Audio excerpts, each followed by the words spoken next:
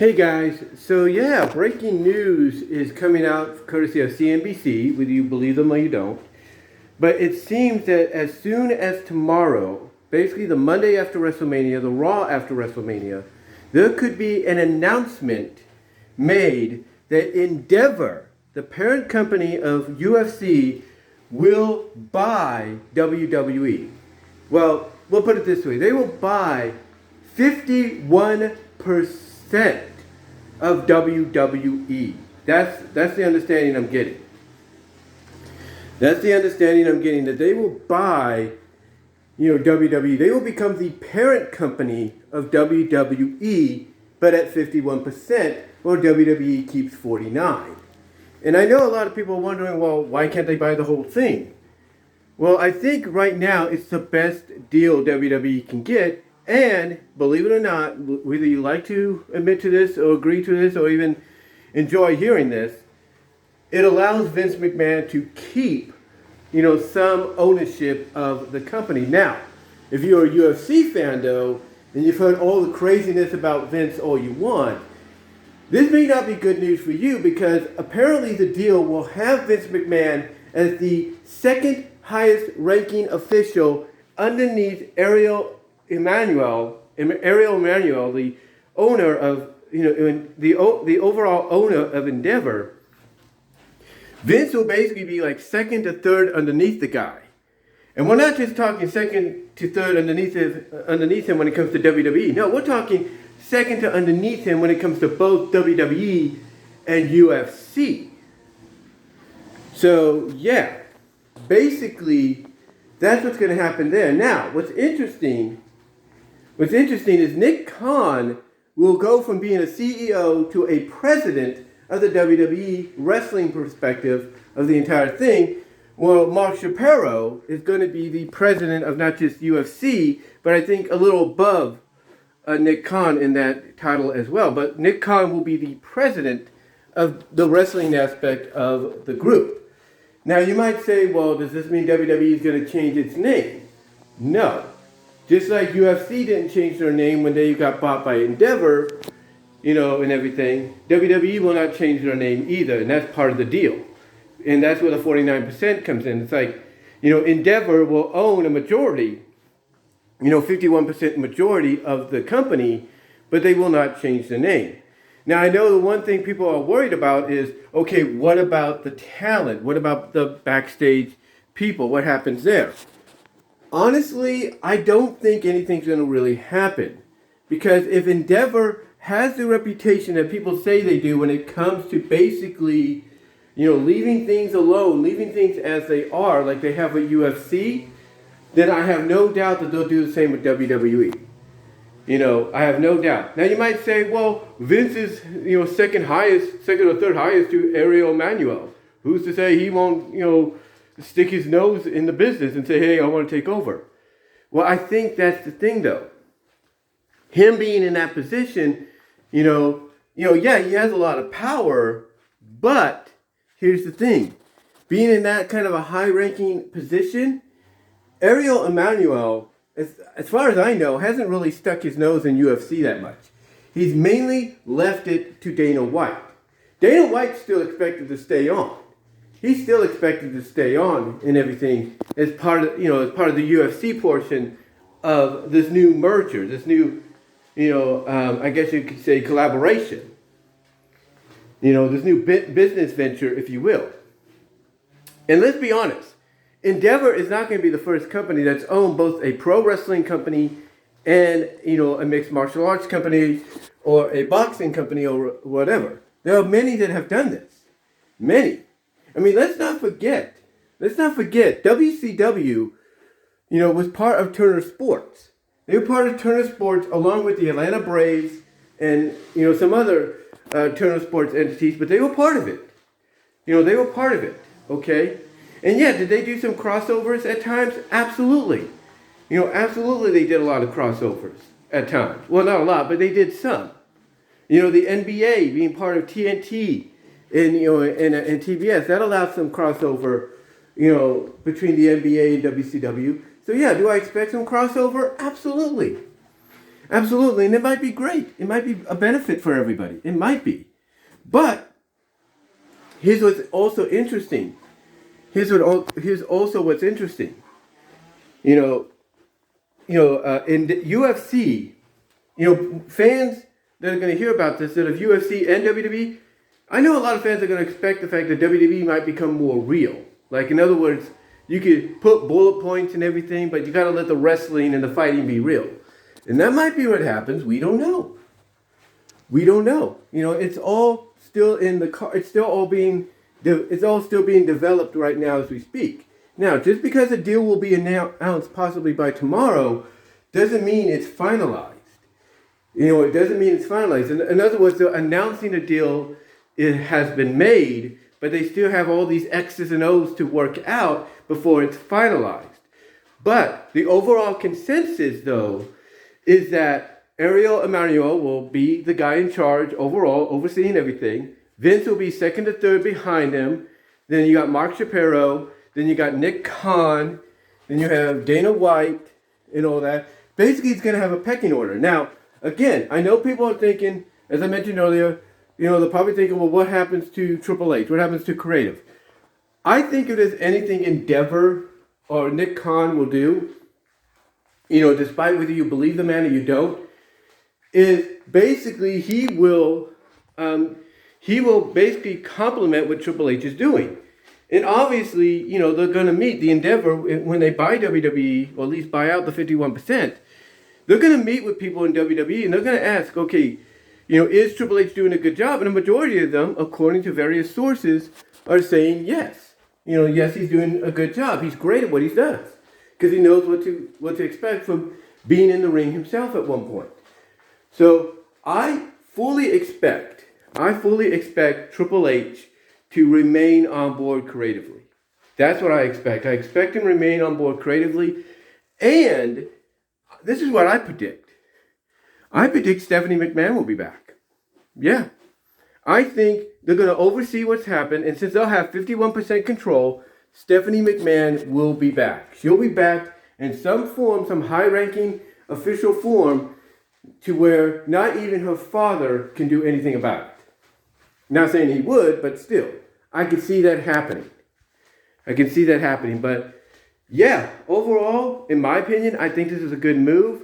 I think if Endeavor is, exactly how people say they are when it came to UFC, or have shown that they are when it comes to UFC, just let it be its own thing. I think we don't have anything to worry about when it comes to WWE. I think WWE would be fine.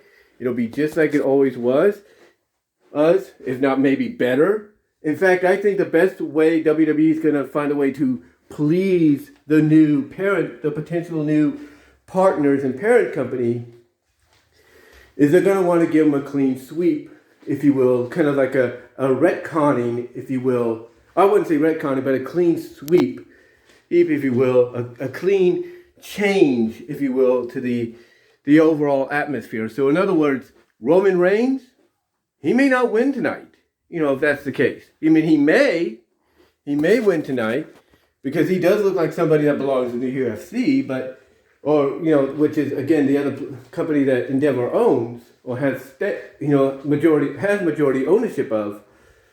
But honestly, we could see more emphasis on wrestlers than just the big bodybuilders, if you know what I mean. Like the Omoses and all that. Like tonight, Brock Lesnar being a UFC alumni, expect him to win if, they want to please, Endeavor and everything and show, hey, we could do right, we could do the right things and all that. We can make the best decisions. Expect that. So again, overall though, I think, in my opinion, despite how you might feel about Vince still being there, I think this is a good idea. And again, like I said before, Vince is in a position, according to the SEC filings, as an employee now. Like, in other words, he knew this would potentially happen, so he wants to try to stay on board as best he can. But now he's in a position to where, yeah, according to Dave Meltzer, he couldn't have come out any better than anybody expected. But he's also in a position to where the guy above him can say, yeah, Vince, we're hearing about all this baggage coming out about you, these sexual allegations, this unlawful way how you came back into WWE, yeah, we're going to have to let you go. Vince is now in that position. He's now in that position to where Emanuel can say in the near future, adios. We don't need you anymore. And maybe that happens. But maybe if that, and if I should say that does happen, maybe they're waiting until the sale is finalized. Like they'll announce the sale tomorrow, which would be a huge, huge big deal. But also by announcing that sale and everything, you know, again, there's still going to be a lot of X's and O's to check off before it's finalized. But I guarantee you this. You know, once that's all finalized, that's when you're going to start seeing not talent, but mostly, you know, in office people probably being either laid off, having their hours cut, or being terminated. And that's it. I'm not looking at the talent because UFC, here's the thing. You know, Endeavor has UFC, right? You know, Endeavor could have told Dana White, cut this person, release that person, fire that person, right? You know, from a MMA talent perspective, right? Never did. People would just go, if they would just quit, you know, because they don't want to do it anymore. They'd either, you know, they'd quit, they'd either take some time off, whatever. The thing is, you know, we haven't really seen talent, you know, be gone from UFC unless it's for reasons like retirement, you know, legitimate reasons why they had to be let go, stuff like that. So I don't think honestly we have anything, you know, to worry about when it comes to talent being released, because more talent, you know, under WWE's umbrella, which will now probably be more than likely be under Endeavor's umbrella. You know, basically, more talent equals more money and equals more opportunity. Because here's the thing, UFC is known for giving everybody that they have under their roster an opportunity to shine. Whether it's on a premium live event, a pay-per-view, or it's, you know, on a fight night on ESPN or Fox. You know, they give them that opportunity to shine. Like, okay, if we can't get you on UFC 300, if you will, we'll make sure to get you on the premium, you know, the premium fights event, you know, that could be seen for free on, you know, ESPN and stuff. Or they could be like, yeah, we can't get you on 300, but we'll make sure you're highlighted, if not, you know, headlining the next fight night on ESPN and Fox. They make sure that the talent they can't get on those events, you know, get highlighted somehow. And I see that same pattern being adopted into WWE. You know, if WWE wants to show, hey, we could be just as good as our new stepbrother or stepsister in the UFC, then, if they have a, look, okay, let me rewind there. Okay, what I'm trying to say, I almost got tongue-tied. But I can see WWE adopting that. And saying something along the lines of, hey,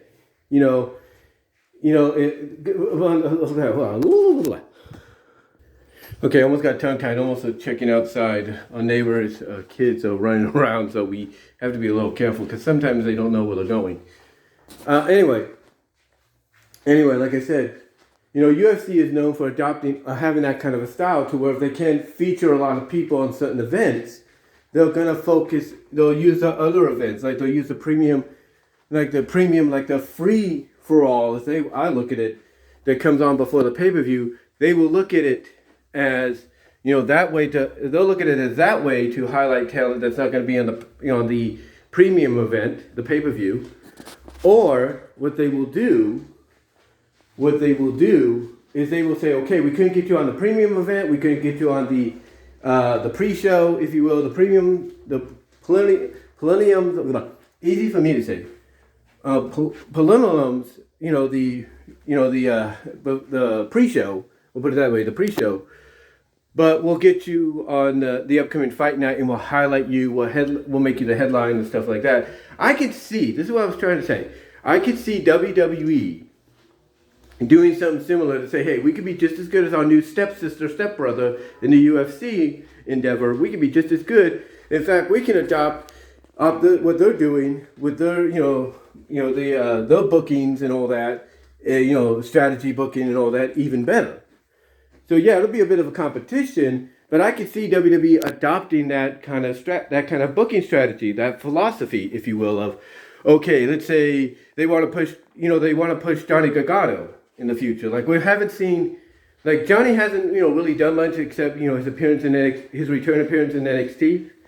I could see, someone like Johnny getting a push in the future, but maybe because of the fact that they can't get him onto, let's say, the premium live event, like let's say a Backlash, or even the pre-show before Backlash for a match or whatever. I could see WWE saying, okay, Johnny, you know what, we couldn't do that for you, but you know what we're gonna do? We're gonna promote and we're gonna focal point the upcoming 3-hour Raw on you and your opponent and your match, your championship match, whatever, in the next couple of weeks. We're gonna do that. And you will headline, main event that show, you and your opponent, and if it's for a championship, that's even better. Or they may say that, hey, we're gonna give you a chance to be the focal point, be the headliner for SmackDown or something. I could see them adopting that kind of a strategy. I really can, and that might be the benefit for everybody. So, to me, again, in closing, I look at this as a great move for WWE. Yes, Vince would still be in charge, but once it's all finalized, once all the X's and O's are finalized and everything in the coming months, because it's going to take time, a deal will be reached, but it won't be finalized, okay? It's like when Disney bought Marvel. Yeah, Disney bought Marvel and everything. That deal was reached to buy Marvel, but the deal wasn't finalized till later on. Just like, Discovery bought Warner Brothers and everything. The deal wasn't finalized till all the X's and O's were covered. So I could see, this taking time because WWE is a lot more bigger than those companies. So we'll see what happens. But in the end, I think this is a good move. I don't think much will change because if Endeavor is, as I mentioned, like what everybody says they buy something or buy into something, but they leave it alone. I could see that being the case here. I could see them saying, hey, we're going to buy into WWE. We're going to be the majority owners by 51%, but we're going to leave it as is because we're going to leave it as is. And if we do suggest some improvements, maybe it might be for the better. Who knows? I wouldn't be surprised if maybe they interchange some production people, backstage people here and there between UFC and WWE to try to help things out. I wouldn't be surprised, but I don't expect any backstage changes. I don't expect Hunter to leave. Honestly, if I do expect somebody to leave, creatively, it's going to be Bruce. Bruce Pritchard, I think, because of the reputation he has, not just behind the scenes, but fan reaction-wise, I don't think Bruce is going to stay. I think Bruce, probably seeing the writing on the wall with this potential sale, will be like, oh crap, I'm out. Because it's either, hey, you either adapt to the change and do what Paul Levesque tells you, or you get out. And I can see that happening. I can see that. I can see Bruce being like the first casualty, if you will, in the change, if any. I can. But I don't think anybody has anything to worry about. I think a lot of be honest with you, I think a lot of the behind-the-scenes people in WWE now are hearing about this potential sale, and they're like, oh, yes, thank you. Now we got somebody that knows what they're doing. Now we got a company that knows what they're doing, and it would ensure they don't have to deal with Vince. Now, in closing, I know people might say, well, if Vince is up there in the second highest ranking official, doesn't that mean he could convince Emanuel to say, hey, let me go back to creative? Yeah, but I don't think so. I think Emanuel and anybody around him will be like, yeah, things are good right now. Don't let Vince get in there. And I think that's why things will not change because, in fact, I think they might get better. I think they might get better because Emanuel and others around him will be like, yeah, Vince, you're behind this guy now, or, second to third behind him. We're not going to let, basically, I think I'm trying to think about what I'm going to say here. But I think, honestly, what it will be is they're just going to let Vince know, hey, you can't go back to what you used to do. You're going to have to now focus on the business aspect of things now that you're up here with us. So, again, I think this will be more, to me, this will be a benefit, a positive, in my opinion. And the way some people word it, with Nick Khan being president of the wrestling aspect, WWE, I think there will be more emphasis on the wrestling, more so than ever now. And I think a lot of fans will like that. But let me know what your thoughts are, guys. I do apologize if I rambled a little bit here, but let me know what your thoughts are. And until next time, I'm out.